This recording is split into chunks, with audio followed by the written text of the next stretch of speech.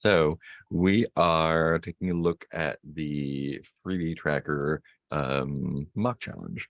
This is going to be very close to what the actual challenge looks like. Basically making three-ish models with active record and hooking them up and adding some methods. So by the time we are done with this walkthrough, you should have a good idea of what that looks like. I'm going to do a little setup while we do this. Let me share my screen so you can see here. There are some tests with it that are not in the master branch. Let me move all chat everything over here for you. And you can see all your faces. Not up there. Over here. Here we go. That's fine.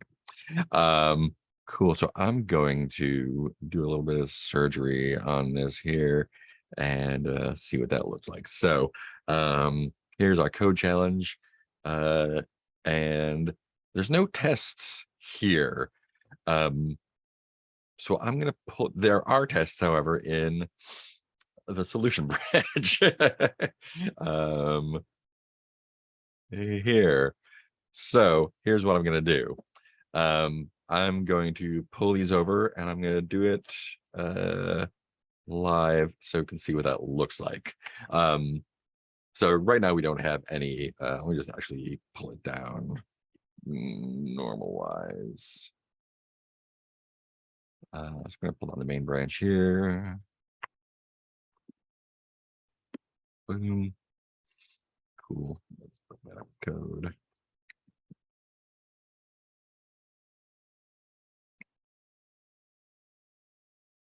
Maybe.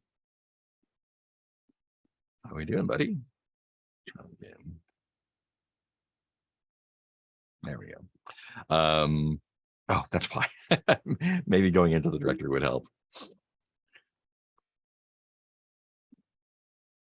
Much better. Cool. So we don't have any of the stuff there, but we can there, get in here.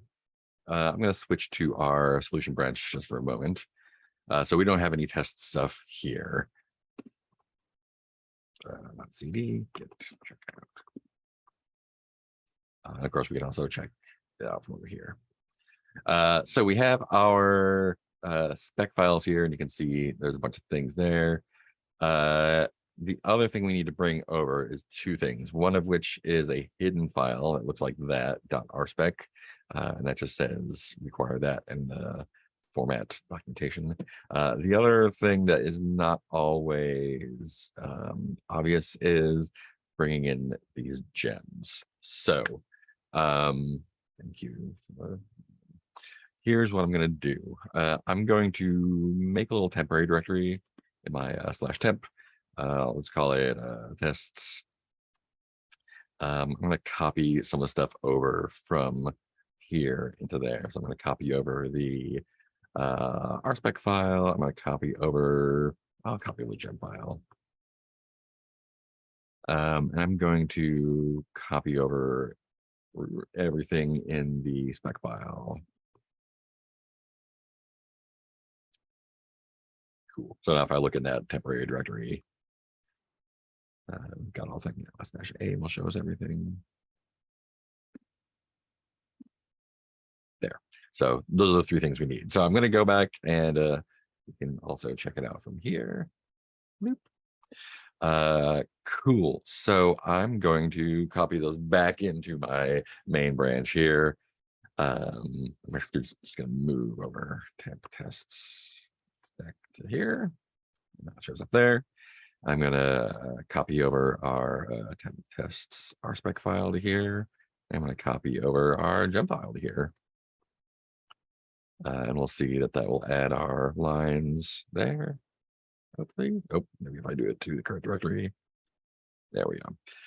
Now we can do, well, let me do a bundle install here. Bundle, DLE. That'll install our stuff. Great. That installs the active record and test stuff. So here I should be able to do an rspec. I did everything right. And that should fail everything. Yes, perfect. Cool. So yeah, so I don't know why there's not tests in everything. I believe think I made sure that they copied all the tests over on the actual code challenges. So you should have tests on the actual code challenges for phase 3. So this one should reflect pretty much what you're going to see exactly on that one. Awesome. So let's go ahead and take a look at what we are doing here. Cool. So freebies, the stuff you get at like conferences and stuff, and that's a thing.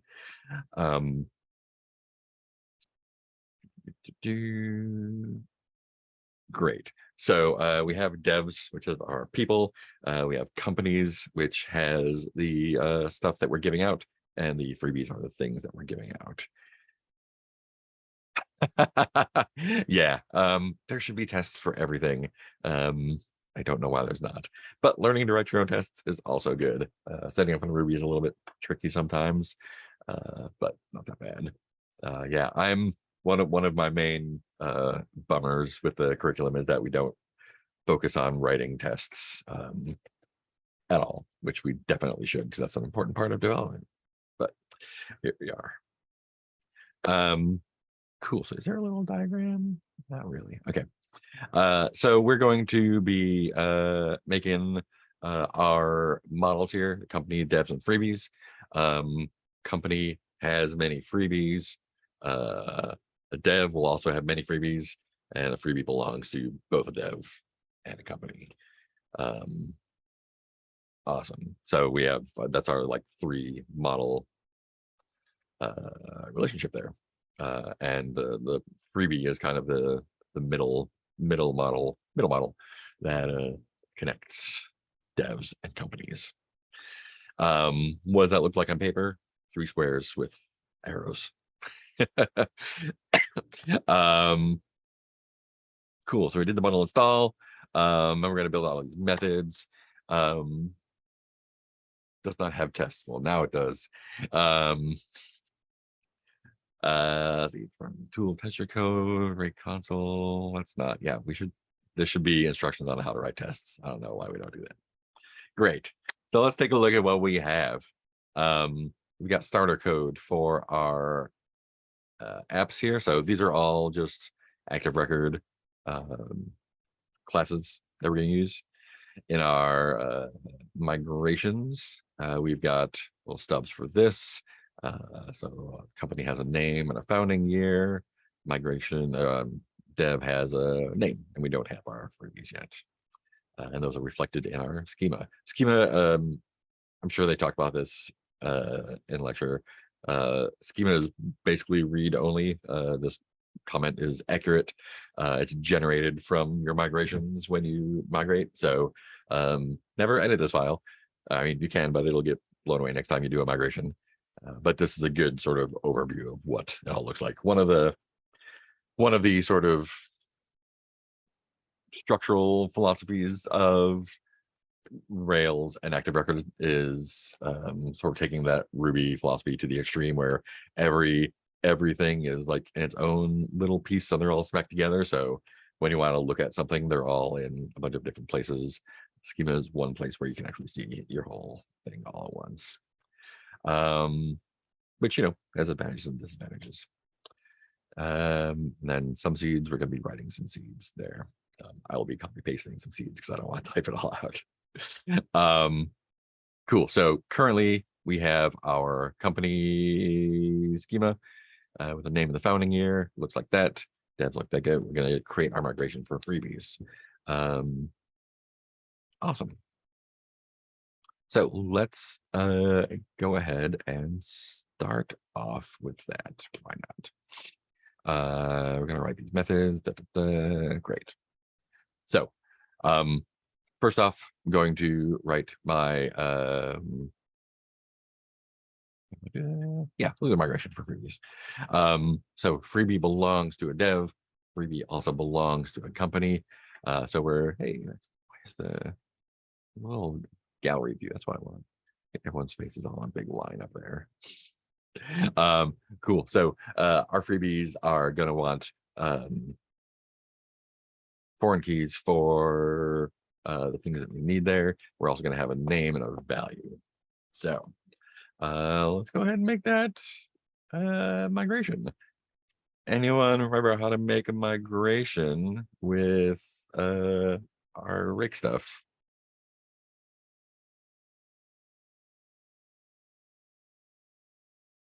Yeah, perfect. Yeah, so I have a bad habit of doing stuff by hand. Migrations are definitely one place where I don't want to do that. But I'll often do a lot of the stuff by hand when I shouldn't be doing it or doing these. But yeah, use the rake slash rails when we get to it, migrations and generators and all that stuff when they're available. It'll save you so much time. So I'm going to do migrate, create migration. So we're going to create a new migration, and that's going to give it the automatic timestamp and everything. And we're just going to call it name is freebies. Yeah, cool. That should get our file there. Great. Plural because it's a table full of freebies. Great. So on our change method here, we're going to do our create table freebies. That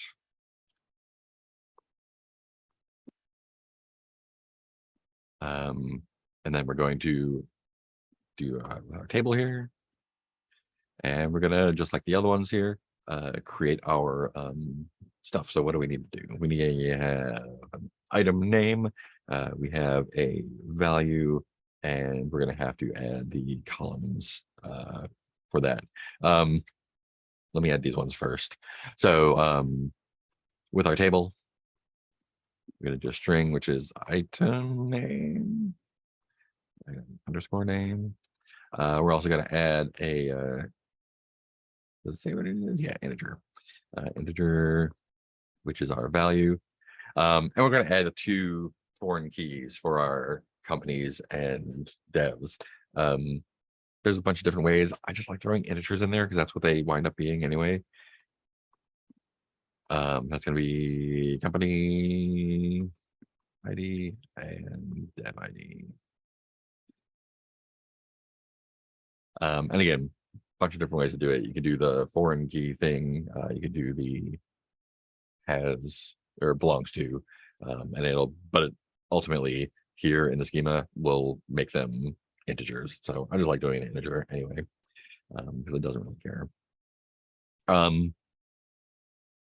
Cool. So I think that's the migration.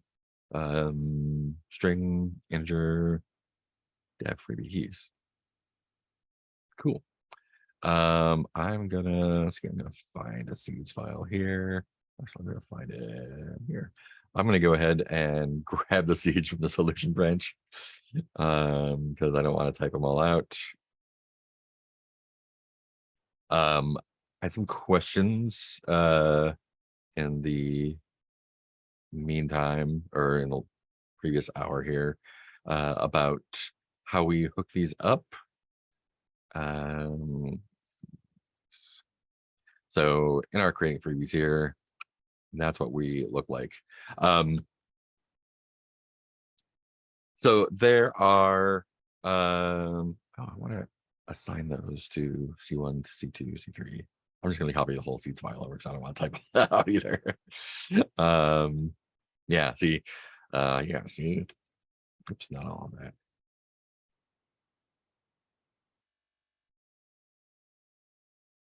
Okay. So, had some questions about how to add the associations in the seeds. Short answer like this. A lot of times, even like through Final Project, I see people wanting to put in like the numbers here. So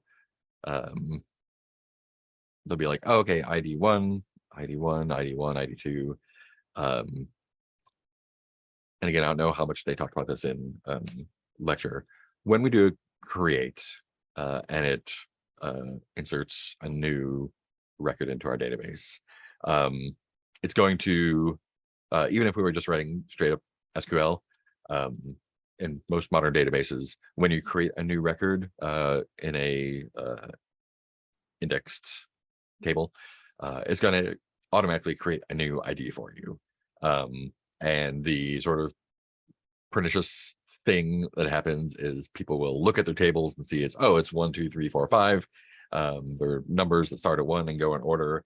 And so when I try to make associations or write tests or seed data, people try to put in or use somehow the integers that get put in for IDs, which works sometimes. However, if you remigrate and reseed, it's gonna start at whatever number left off, 11, 12, 13, 14. Or maybe, I don't know, maybe the database is a little bit different and it uses UIDs for keys or whatever. Short version is the keys, although they are human, or the IDs, the foreign keys, the table IDs, entry IDs, what you want to call them, record IDs. Although they are generally sequential integers that are human readable, it's best practice not to use those integers specifically unless you absolutely have to, and there's a very rare places where you have to do that, I think. Always refer to them by the ID of a thing like that, which means you have to assign things you create to a variable so you can access that. Never assume that they are your 1, 2, 3 numbers, because they could be anything. So don't use magic numbers as a general rule, especially for IDs though. Always use the .id when you're making your associations and whatnot, or writing tests. Cool. So here's our seeds. The thing that is not in the original file you get is assigning these to variables so you can use them and refer to them. And then, so we're creating with the item name, with the value, and then hooking up the company and dev with their IDs from the ones that we want. And again, I'm probably, this is fine for seeds. I would probably call this Google, Facebook, DM, Enron, and so on, Enron. So it's easier to see what we're doing in there, but copy paste and it's done. So that's our seeds. I can go back on the solution here. Great. Cool. So we did our instances so we can test our code.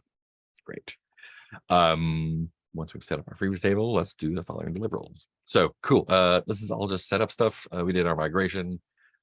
Any questions to this point?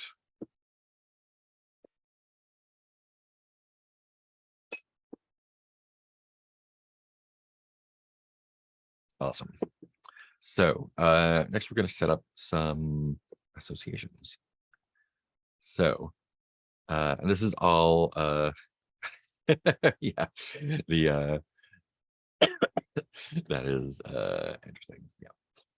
So we actually, this is so active record and Rails by association does a lot of weird work under the hood to because active record works with tables that are plural and entries that are singular. Sometimes it has some built-in ways to normally just add an s on the end, because English is a monster language. There's a bunch of special cases about plurals, so active record actually has a lot of that built in. I think we actually had to, so we actually had to say what the real plural of freebies is, or else it would singularize it to freebie. So usually you can just use a plural. It's really generally pretty good. Sometimes if that's not working, we need to configure it special. But in our case, freebies works great. So let's go in and hook up our associations.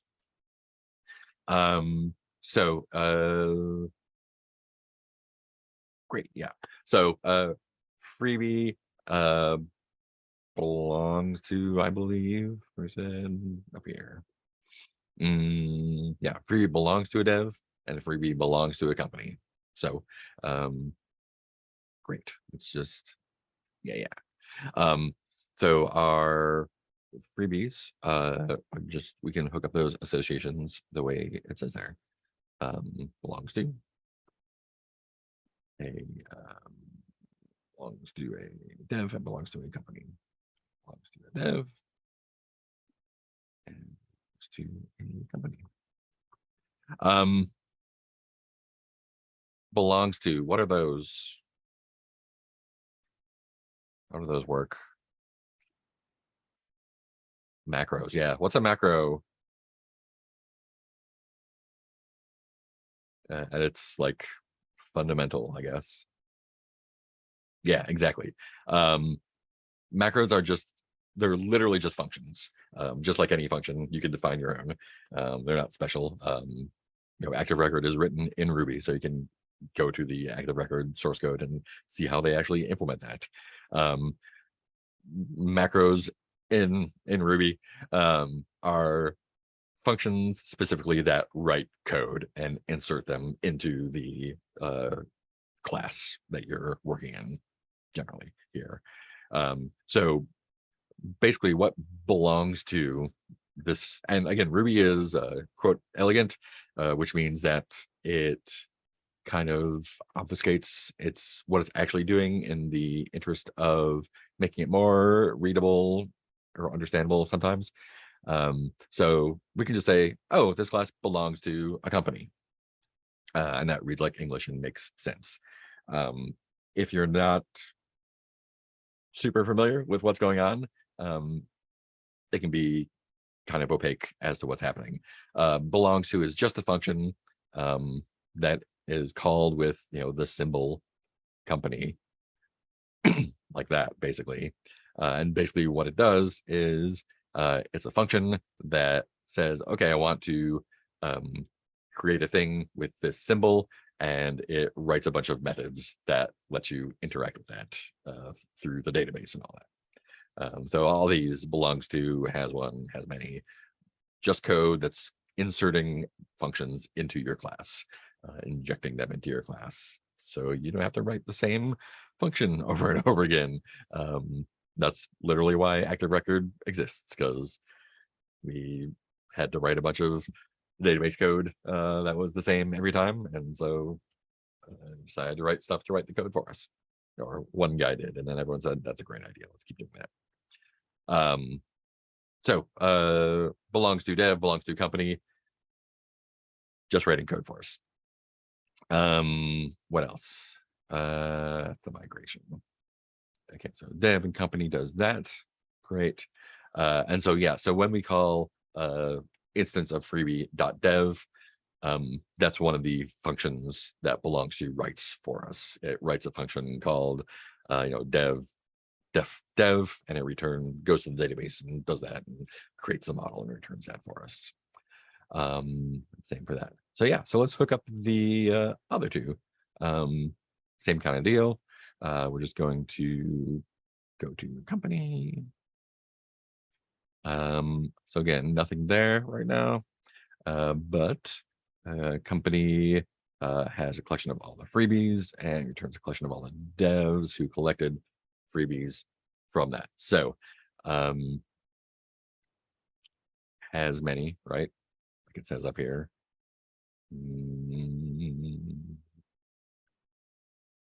What does it say? Oh yeah, migrations. Yeah, great. Cool. So company has many freebies. So we can just do that, has many. And again, that writes that code for us. And so we also are going to have many, has many devs, right? Has many devs. But we need to tell it where it's getting those devs from, because they're not directly associated. So we're using the freebies as our join table, kind of. Not kind of, that's what it's actually doing. So it's has many is going to write our .devs method for us. That's going to look up all the freebies and do that. We have to tell it as through freebies. So, and again, this is just a function that's calling all that.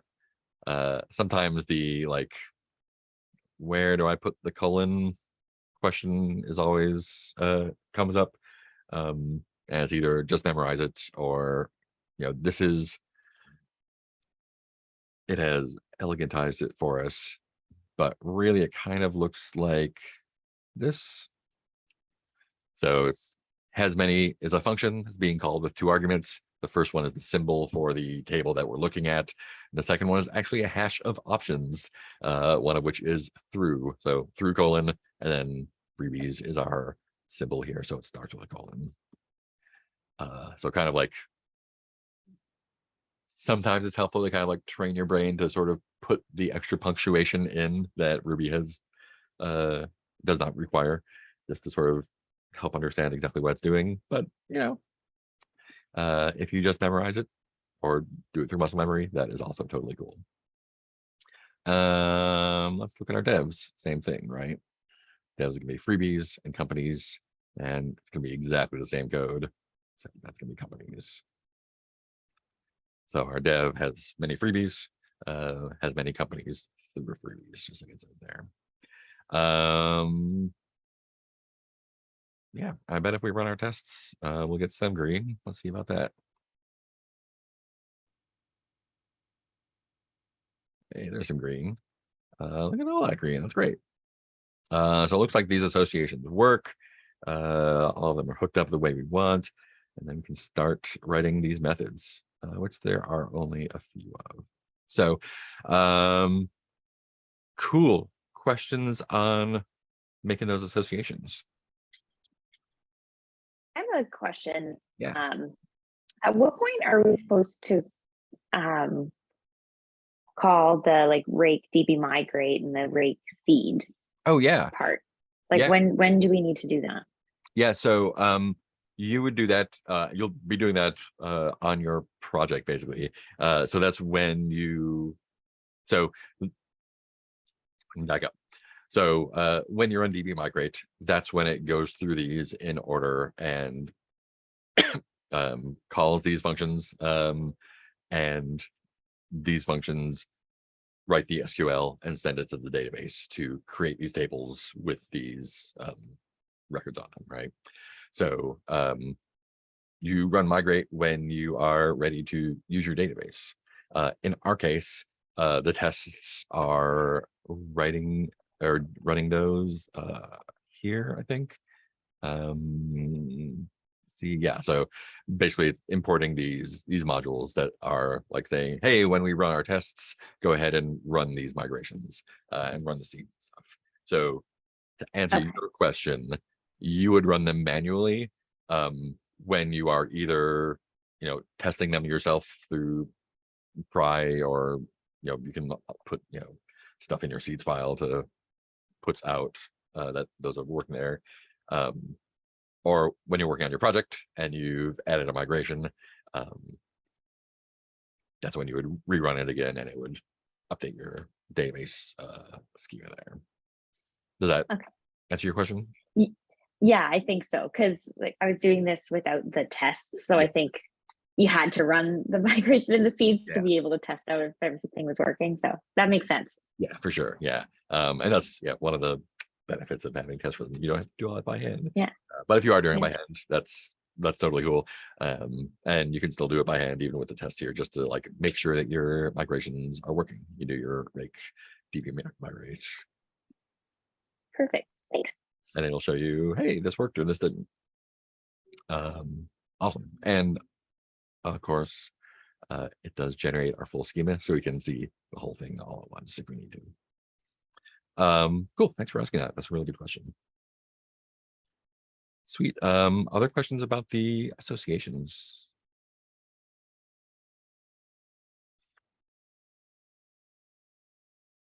Cool. Yeah, and this part is kind of like the migrations and associations are kind of like the rote, like this is the part that you should be able to do kind of automatically, especially since like this belongs to this has many of these. It's almost like literally just typing out what the spec says.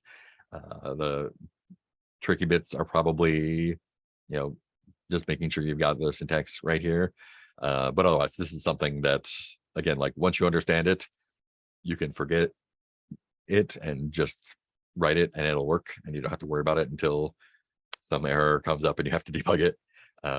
But this part, like, you should be able to knock this out in the first 10-15 minutes and spend the rest of the time working on the sometimes pain in the ass methods. So if you're gonna drill something and just like build and burn stuff, this is a good one until you just like get building associations real quick.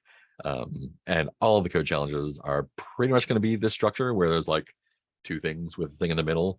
So even if you just memorize this structure, it'll probably do you good. Make sure you do understand it though. Yeah. So awesome. Did you have a question about the inheritance in the chat? Or is that just a... Oh, okay, cool. Sweet. Yeah, these come from active record. So dev is a subclass of active record base, which inherits all these macros. That's why we can use them there. Cool. So let's get to the meat of it. So on the code challenges, I think there's usually a few more methods on our models like this. Some of them are really a pain in the ass. So that's why I think do your wax on wax off with the making your associations. So that's kind of automatic. And then this is the part where like you actually kind of have to know Ruby. So I don't know if these are super bad, but we'll do some more practice with our practice challenge tomorrow too. Blah blah blah. So let's get to what we got here. Oh, and this is gonna be maybe we'll talk about that when we get to it. Cool. So let's just go ahead and look at our freebies here. So freebies, we're going to make a method that is going to just return a string. And this is something that people get caught up on sometimes. Even with Ruby or JavaScript or whatever, the difference between putting something out and returning a thing. And some things will say print out and some things will say return. They are different things. We want to return a string from freebie when we get to print details. And they pretty much give it to us right here. So we're going to add a method on freebie, the model called print details, that's going to return this string here. So freebie. Command P brings up the little file thing there. So if you don't want to search around for it, you just do Command P, start typing the thing you want, and get it. Cool. So this one's pretty straightforward. Def print details.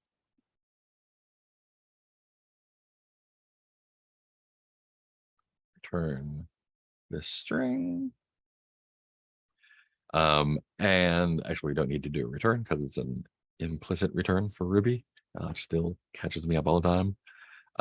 So we're just going to put in the name of the dev, a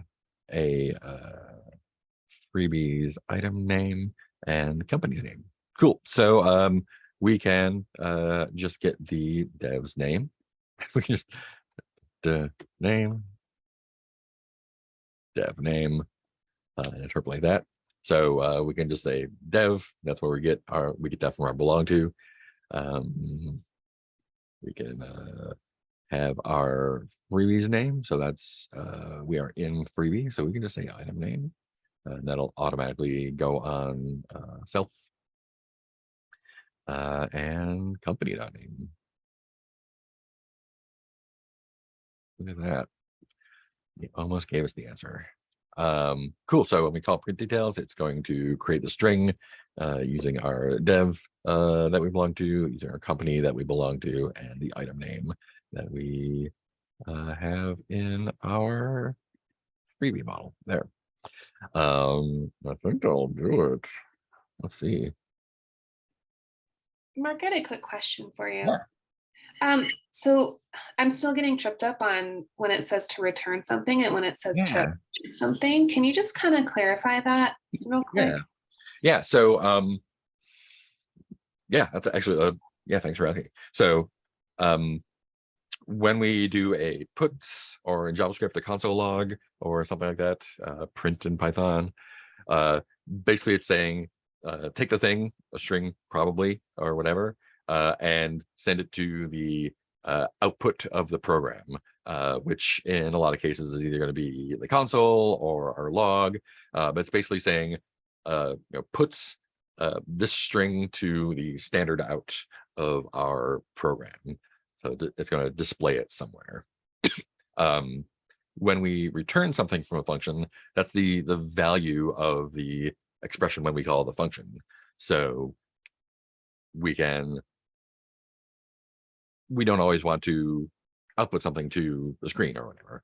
We want to return it to whatever function is calling it or that. So when we're returning something from a function here, and this is implicitly returning, we're taking that value and sending it to whatever called that function. It may never show up on the screen because we're sending it to a log or piping it to a email or whatever, or web page.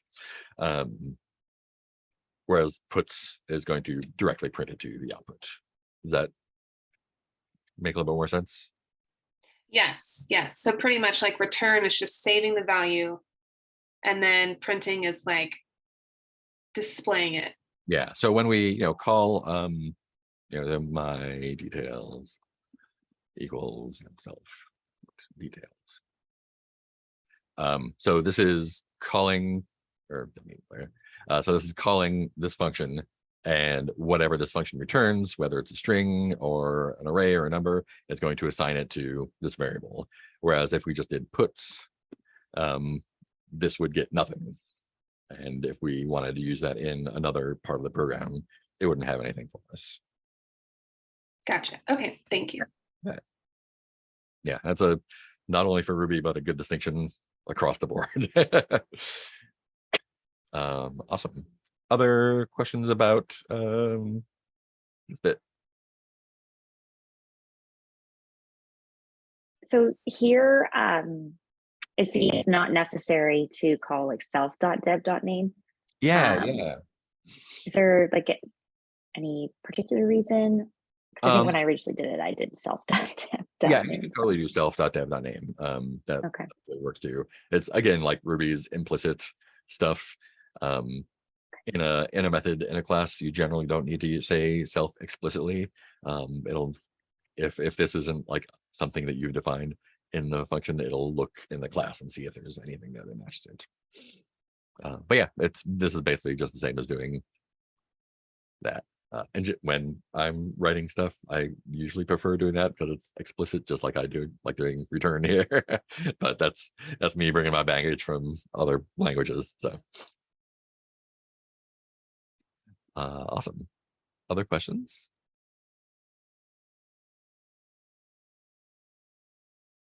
Cool.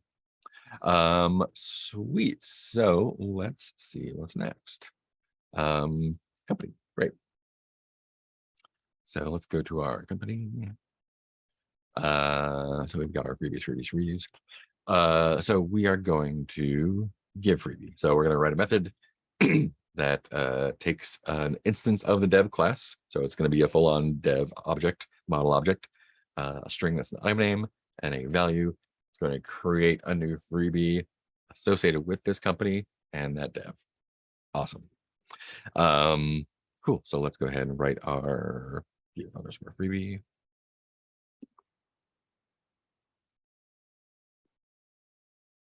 Cool. So what do we want to do? We want to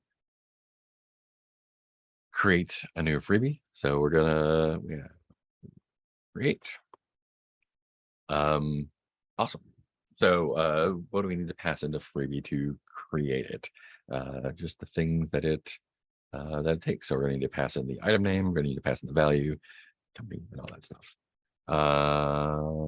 Yeah, sweet. So yeah, I'm gonna give it the item name. And again, this is basically passing in a hash to that function. Just Ruby hides it. Which means we can do these in any order, which is the nice. We don't have to like do them in the order that they're set up in the migration. Cool. Item name. Item name. Great. We're gonna need the value. Yep. Value. We're gonna need the dev and the company. So dev is something we're gonna take in. And company is going to be ourself. This is where we're going to need to use self. So these are all going to be passed in. Create it. So we're actually going to need to take those, aren't we? As dev, item name, and value.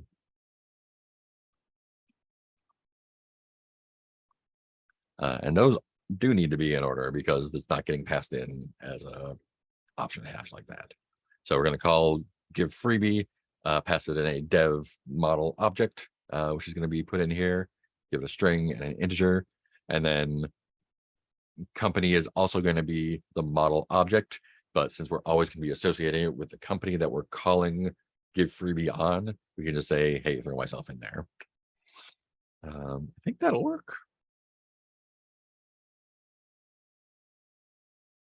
Look at that. Oh, and this one also works. Cool. So yeah, it reads a lot more complicated than it really is. We're creating a freebie associated with the self and then the things we put in it. And that's just a straight up create. Any questions about that? Mark, I wrote my answer like this, but without the tests and things. I was trying to get it to like work in the console, and I keep getting like errors all the time. Like I was like tweaking with it a bunch, and I don't know why, but I passed the test, but I don't know if I can get it to work. Oh yeah, well, what kind of errors were you getting? It's like I keep getting error that says like either like undefined method, what else? Like I just like various different things, and then or like it would tell me it is expecting one thing, but I'm giving it another. Like if I give the dev name in a string. Oh yeah, so yeah, let's take a look at that. See if I can pop up in a console here. Sweet. So let's go ahead and create a company and a dev here. So I'll just grab from the seeds. So we're going to create a dev. Well, I'm not going to call it deal. So let's do this. We'll say Rick is dev create Rick. That should give it to me. Yes. So and the cool thing doing it this way, you can actually see the SQL that it's writing, which is incredibly useful for debugging when everything goes wrong. You can see like, oh, it is executing the SQL insert into this table, these values. So we know that, we can say dev.all and it should give us our guy. Great. And let's create a company. We'll call it Google.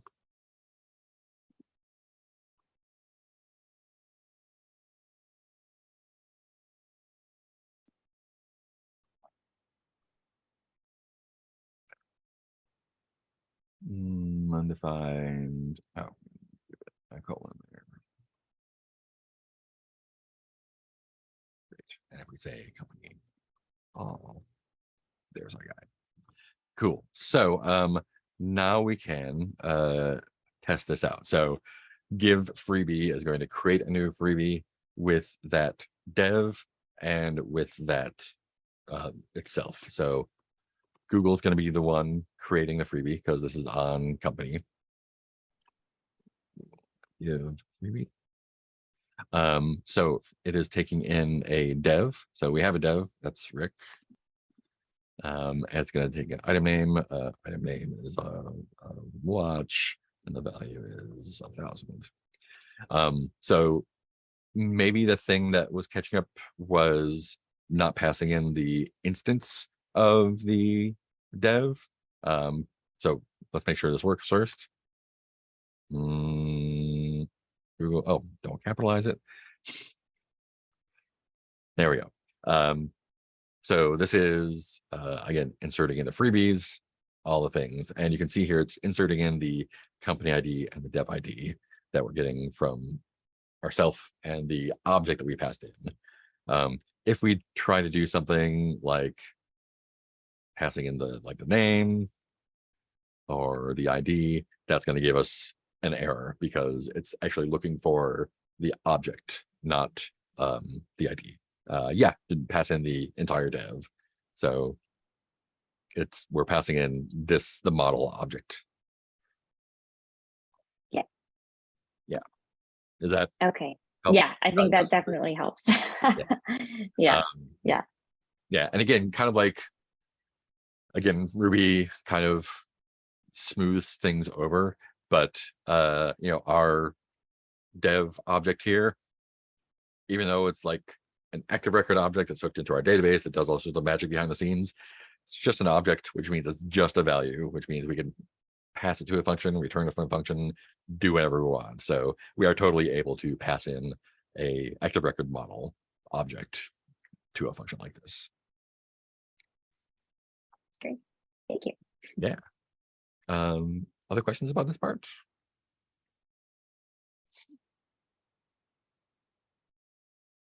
Cool. Oldest company. So there are a few ways to do this, I think. Returns the oldest company instance with the earliest, returns a company instance with the earliest founding year. So this is a class method. We can see this is an instance method that's going to be called on a company. This is called on the class. So we know that we need to define it a little bit differently. We need to say self oldest company.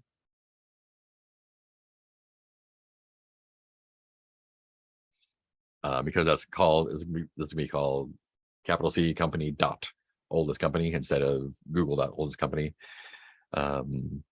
So before I say how I do this, did anyone get this working? And if so, what ways did you try? I used like an order statement, and then got like the last one from there. Cool. Yeah. That's pretty much how I would do it too. I think I order it. Does it order top to bottom? Let's see. So we can say, and again, this is being returned company. I'm going to get all of them, and I'm going to order it by the founding year. Is that right? Founding year. Yeah. So that's going to give me the list of all of them, and I just want to take the first one because that should order them descending or ascending. Am I lying? Nope, that works. Yeah, so that, and again, like it feels let's see what this looks like, right? So there could be 10,000 companies in this database, and it feels like we're saying, hey, look at that table, give me all 10,000 records from that, sort them, and then give me the first item out of that 10,000 company list, which feels a little bit wasteful. So let's take a look at what it actually looks like. I'm just going to call, so we're going to, it's a class method, company, oldest company. So this should give us Google, right? But it's not actually doing all this in Ruby. And that's one of the benefits of doing stuff in databases instead of just like, I don't know, text files full of objects or whatever. It's actually sending this SQL. It's saying select that one, limit one. So it's giving us the first one, and it's doing that selecting and ordering inside the database, which because Ruby is an interpreted language, which means it runs on top of some code, which runs on top of some code, which makes it a couple orders of magnitude slower than doing stuff in the database, which is written in C and it's all indexed nicely and all that. So even if there's a whole mess of records in there, this is going to be relatively fast when it's executed in the select in the database like that. If we were to say, companies equals company all, and then use Ruby to sort that and grab the top one, it's going to be like 100 times slower, which, in Ruby, instead of using Ruby, Ruby's slow already. So rule 3, but it's generally better to use the built-in active record methods to do that stuff. So it'll do that SQL select in the database. And since it's a server, efficiency is still job 3, but we want to be mindful of like, oh, are we getting 1,000 hits per second on this? Are we trying to do this SQL call 1,000 times a second? If so, that's probably when we want to look at making it more efficient. So yeah, but yeah, this is a way to do it. I'm sure there are others. I think this is an easy and relatively fast way to do it. So that's the way I like to do it. And this is the kind of thing, getting at the kind of thing that will be the stuff that you'll get stuck on in the code challenge, I think. So look through active record stuff and just become familiar with all the sort of selecty, ordering, filtering methods that are built in there. Questions? I've got a quick question. I guess what's the difference between order and sort? Yeah, so they're basically the same. Is there sort in let me bring up the so sort, well, I don't need to bring it up. Sort is basically the Ruby method to sort an array, and order is an active record method. And the main difference is Ruby sort is going to work on an array in Ruby in memory, whereas doing that order method on an active record collection there is going to know to do this order by SQL instead of bringing back all the results and sorting it in Ruby, which is a lot slower. Does active record actually know? Does it have a sort? Yeah, order. Yeah, I think what I said is true. Sort array, yeah, that's great. Does that answer the question? Cool. Sweet. Anything else before we move on to our devs? Awesome. So received one accepts an item name and returns true if any of the freebies associated with that dev has that item name, otherwise return false. Cool. So is there we can use any, yeah, so any is going to be our Ruby method. Yeah, let's do this. I'm going to open up our dev. So called received one question mark. Question mark. So this is our method that's asking the question, have we received one of these? And it takes an item name. Awesome. So we're returning any of the freebies if any of the freebies returns true. Great. So we can since a dev has many freebies, we can say freebies and that will give us the list of all the freebies we have. We can use any on that, I believe, since that is just a list that we're getting back. And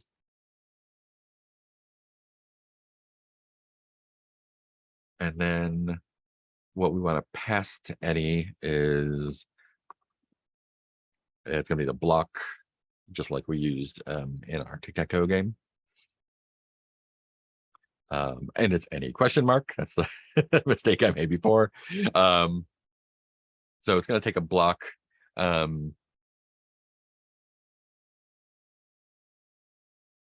Great, cool. So we're going to give it a block here, and we're going to say it returns true if the freebie's item name matches the item name we passed in. I can still use that here, right? So this is going to look at all of the freebies in this collection, and if any of them, if this block returns true for any of them, looking at them one at a time, then any returns true. So the block is going to take in a freebie, look at it, and say, does the freebie item underscore name, does it equal the item name that we passed in here? So it's going to look at each of the freebies in that list in turn. If any freebie returns true for that, it's going to return true. So yeah, Ruby list methods or array methods. Does it work though? That's the question. Nope, that's not what I want to do.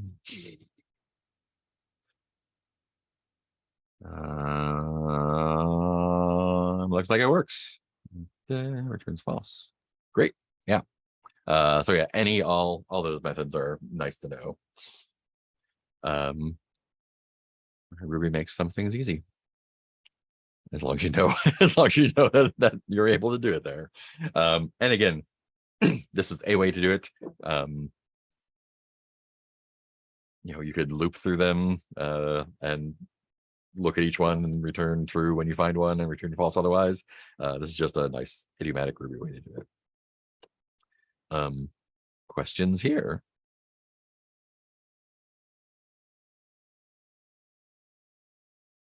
Awesome. Almost there. Last one, giveaway. So this is going to be a method on the dev that's going to give something to another dev. That's going to give the freebie. All right, let's see. I had a quick question. I just had a really hard time understanding the way this deliverable was written. Yeah.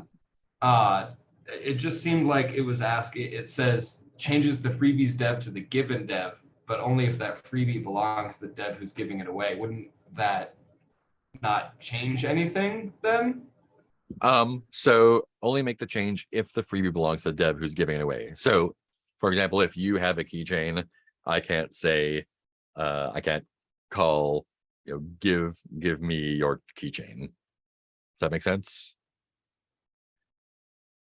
So the freebie that we're looking at has to belong to the dev that's calling the giveaway method. So another freebie can exist. Doug can have a MySQL koozie or whatever, and I can't say mark giveaway, mark that thing. So I see. So the freebie in the argument has to belong to the dev who's calling the giveaway method. Yes, you got it. Okay, thank you. Yeah. It is worded a little bit weird. Yeah, sometimes spec interpretation is half the job.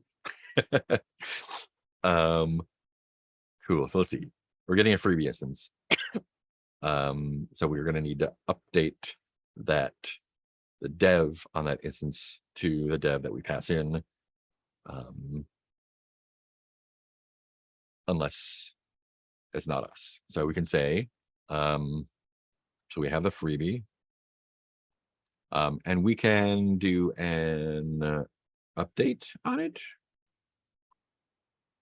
So this is our update, our patch. This is what we will be using when we use active record in our patch requests. So we'll say update, and we're going to update the dev to the dev that we pass in. And so this way that'll work on anything. So if we say, I'm going to call giveaway something that you own, this is going to update it to whoever I say. So we want to say, if the dev that the freebie dev. So if the dev that the freebie belongs to, we're looking at the freebie and see which dev is associated with that, is the person that's calling it self. So if we look at the freebie, if the dev attached to that freebie is the person that's calling giveaway, then it will do that. I think that'll work. Let's find out.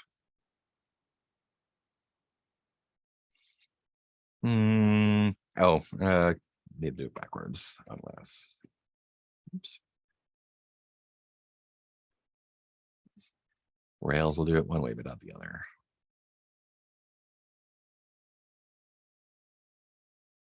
Nope, still no good.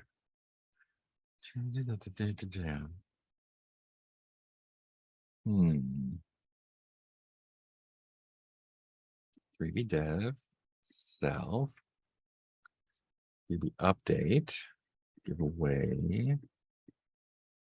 What am I doing wrong here? Failure. Isn't it Undefined. the opposite? Like, isn't it freebie.dev equals self? Or I might be reading the deliverable wrong. Unless, Right, like you only want to change it if it belongs to someone else, right? yeah, so Or maybe I didn't read that right. if we only want to be able to do it if it belongs to us, so we can only give away things that we own. Defined method dev for FID3. Is it calling it backwards? I'm just gonna check just to make sure. That can't be right, right? Oh, so spec is wrong, or the test does not match the spec. That's frustrating. Okay, so it's calling dev freebie, but it's actually calling freebie dev. If we look at the test, giveaway freebie dev. Yeah, so the spec is backwards on this one. I'm gonna send in a bug report for that. All right. So the problem was that the arguments are in a different order than we were expecting in the tests, but that will do it.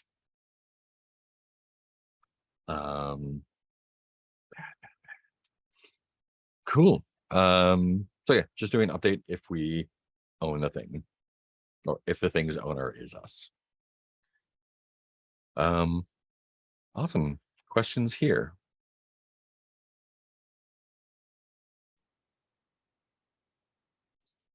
I guess the only question I would have is, other than the practice code challenge we're going to do tomorrow, like where's a good source of example problems like these that we can solve? Because like, I mean, this is great, but there's only like 5 of them. Yeah, I think those are the only ones we have in the curriculum right now. Yeah, so this one, the what was the other one that I was looking at? There's basically like 2-ish. Yeah, so those are the practice ones in there. Yeah, that's about it there. Otherwise, it's just learning Ruby methods. And we'll look at another practice challenge tomorrow that'll have more stuff. What was the other one? I don't remember. The TV Land one, was that the Yeah, other one? yeah, that one's really good because I think it has more methods that are kind of gross. So good to wrestle with. Awesome. Yeah. Yeah, I'll dig around and see if we have any other ones that aren't linked up in Canvas. I don't know if we do, but I'll see what I can find. Yeah. Cool. Yeah, and so that's that. All tests pass, even though this test is written backwards. I'll send a report into the curriculum team for that. Questions overall. How do people feel like comfortable level wise, both making the associations and writing those helper methods?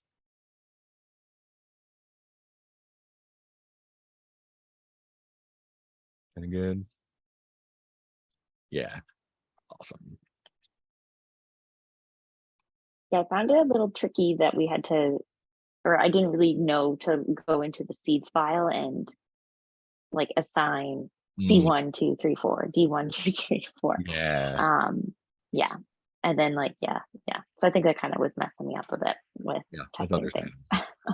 Mhm. Yeah, and again, this is one of the things that like kind of feels a little special in Magic sometimes because it's a seeds file and it gets created and da da da. This is just Ruby code that gets run. Like you don't need to do any database stuff in here at all if you don't want to. You can put the tic-tac-toe game in here if you like, and that'll run when you do DB seed. But yeah, so this is just Ruby code using active record, so you can write anything you want in here. You can change it to work however you like. Cool. Other questions?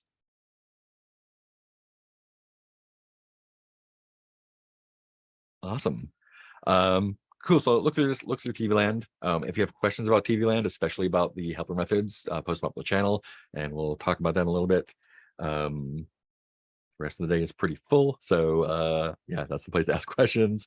Otherwise, we'll do practice challenge tomorrow morning, and I think that'll get us pretty good. Last call before we head out.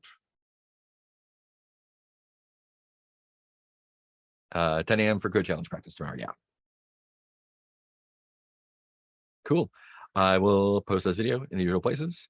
Otherwise, I'll see you after all the other stuff. Thanks for hanging out. Thanks, Mark. Yeah.